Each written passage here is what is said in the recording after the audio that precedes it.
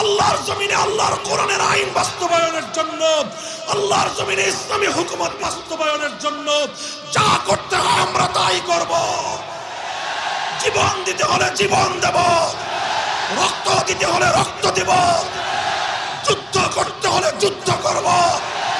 যদি প্রয়োজন হয় 2000 নয়, 2 লক্ষ নয়, 2 কোটি তাজা প্রাণ শহীদ ঈদগাহে জমায়েত হতে প্রস্তুত থাকবো।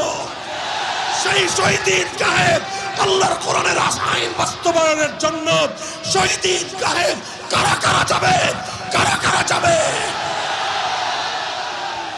সবচেয়ে বড় অভিশাপ মুসলমানদের এই 1000 বছরের ইতিহাসে, 1500 বছরের ইতিহাসে মুসলিম জাতির উপর যদি সবচেয়ে বড় কোনো অভিশাপ থেকে থাকে, 1500 বছরের ইতিহাসে মুসলমানদের জন্য সবচেয়ে বড় কোনো বিপদ যদি থেকে থাকে, 1500 বছরের ইতিহাসে মুসলমানদের জন্য সবচেয়ে দুঃখজনক কোনো বিষয় যদি হয়ে থাকে, বরং সবচেয়ে বড় দুঃখজনক বিষয় হলো মুসলিম জাতির উপরে আল্লাহর আইন উৎখাত করে মানব রচিত তাগুতের আইন চাপিয়ে দেওয়া হয়েছে।